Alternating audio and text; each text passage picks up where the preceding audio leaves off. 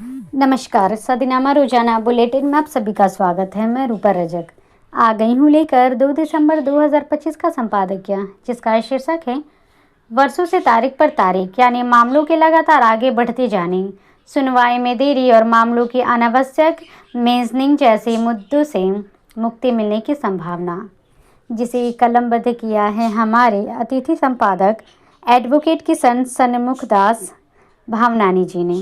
आज का हमारा विषय अदालत को लेकर है। अदालत में सुनवाई। कई मामले तो वर्षों तक चले आते हैं, पर सुनवाई की कोई संभावना नजर नहीं आती। खाली तारीख पर तारीख दिए जाते हैं। जानते हैं संबंध में आगे क्या कहते हैं हमारी संपादक महोदय। आदत और बिना उचित कारण सुनवाई को आगे बढ़ाने पर रोक लगाई जाए। कोर्ट चाहता है कि वकील सुनवाई की तारीख तय होने के बाद तैयार रहें और सुनवाई अनावश्यक रूप से लंबी न खींचे। इन चारों सर्कुलरों का सामूहिक लक्ष्य है मुकदमों की गति तेज करना और तारीख पर तारीख की समस्या खत्म करना। साथ ही अगर हम बात करें ओरल मेजनिंग, अर्जेंट लिस्टिंग्स और एडजॉर्नमेंट का नया ढांचा, इसको सरल भाषा में समझने की कोशिश करें। सुप्रीम कोर्ट में मामलों की सुनवाई, उनकी लिंग्विस्टिक और मेजनिंग का सिस्टम अक्सर जटिल और धीमा माना जाता है। वकील रोजाना बड़ी संख्या में ओरल मेजनिंग करते थे, यानी कोर्ट में खड़े होकर अपने केस को जल्दी सूचीबद्ध करने का मौखिक अनुरोध। इससे बेंच का काफ़ी समय सिर्फ मेजनिंग सुनने में जाता है।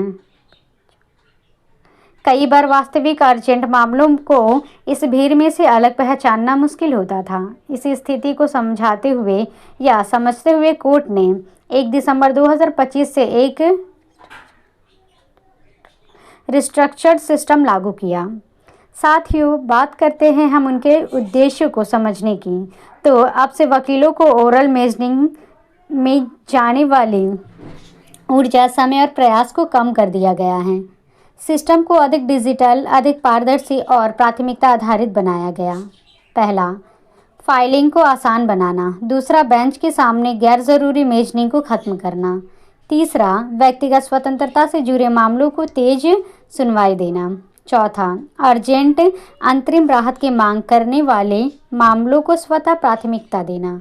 पाँचवा, वकीलों की अनावश्यक भीड़ और अदालत के समय की अनावश्यक बर्बादी को रोकना।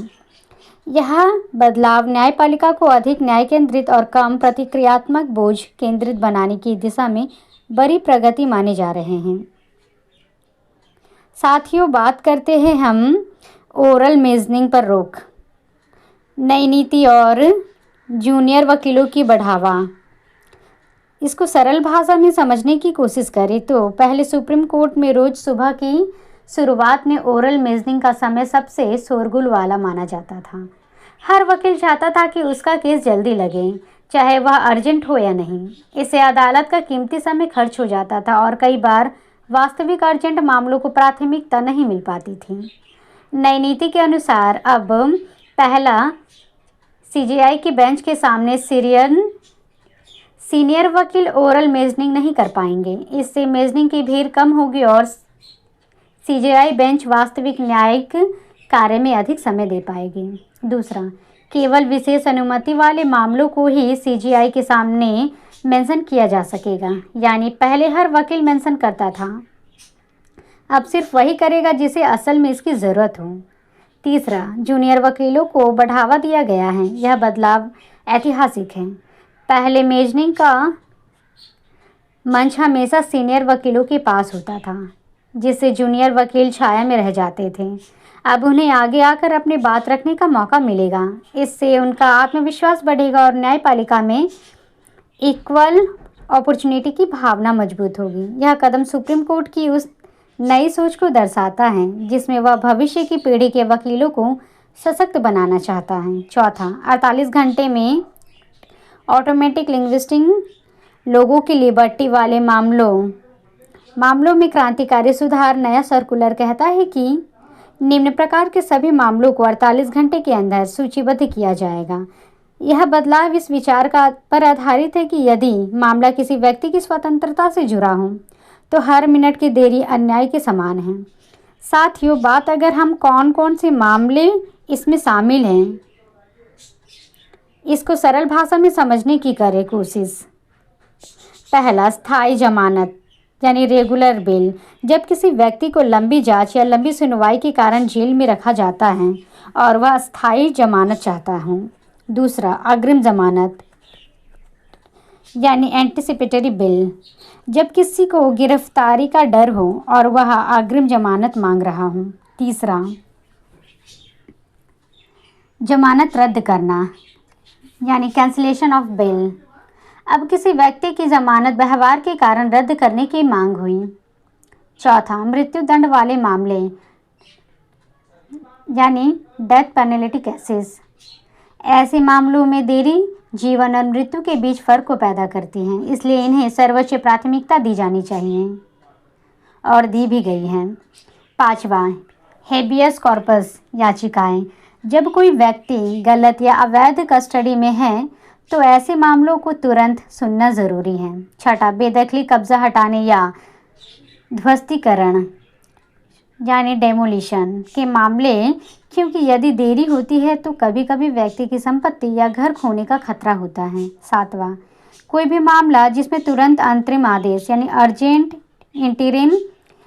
अंतरिम रिलीफ की ज़रूरत हो, चाहे वह महिला की सुरक्षा का मामला हो, किसी छात्र के भविष्य जुड़ा हो या किसी डॉक्टर के मेडिकल रजिस्ट्रेशन पर तत्काल रोक का मामला हो या किसी कंपनी के बैंक खाते के फ्रीज होने की वजह से रोजी रोटी रुक गई हो। ऐसे सभी मामलों को 2-3 दिन के भीतर सुनवाई मिलेगी। यह व्यवस्था न्यायपालिका की उस संवेदनशीलता को दर्शाती है जिसमें व्यक्ति पहले और प्रतिक्रिया बाद में रखी जाती है। साथियों, बात अगर हम नई नीति का व्यापक असर, न्याय पारदर्शिता और गति की दिशा में बड़ा कदम इसको समझने की करें तो इन सुधारों के कई गहरे और सकारात्मक प्रभाव होंगे। पहला, तारीख पर तारीख संस्कृति टूटेगी। कोर्ट अब अनावश्यक एडजॉर्नमेंट रोक रहा है जिससे मुकदमे वर्षों तक नहीं खींचेंगे। इससे लाखों लंबित मामलों पर सकारात्मक असर पड़ेगा। दूसरा, लोगों की आज़ादी को सर्वोच्च प्राथमिकता मिलेगी। किसी भी सभ्य देश का न्याय तंत्र तभी विश्वसनीय स्थान पाता है या विश्वसनीय बनता है जब किसी व्यक्ति की स्वतंत्रता को सर्वोच्च माना जाता है। यह सुधार भारत की वैश्विक न्याय छवि को मजबूत करेगा।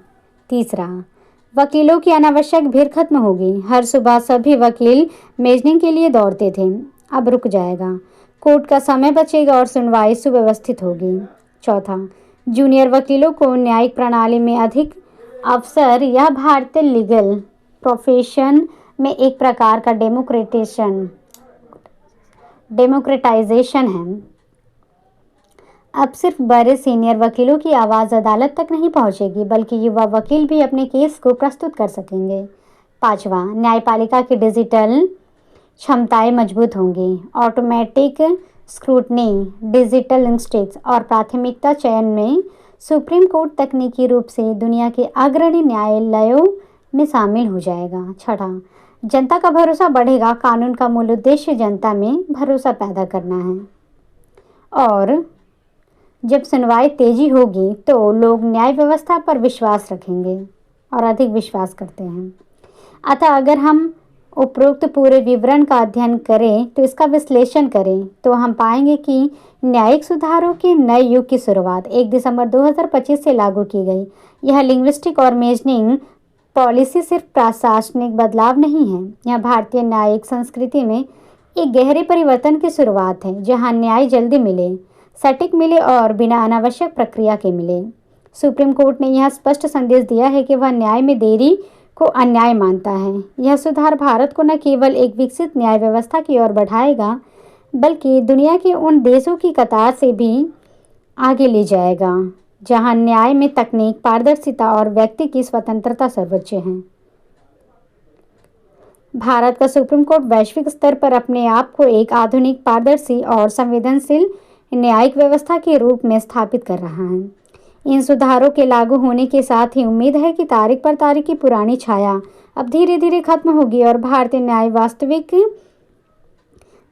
वास्तविकता में आम नागरिक के लिए सुलभ, तेज और प्रभावी मंच बनकर उभरेंगे। तो ये था दोस्तों हमारा आज का संपादकीय। कल फिर लौटेंगे एक नए विषय, एक नए संपादकीय के साथ। तब तक के लिए नमस्कार।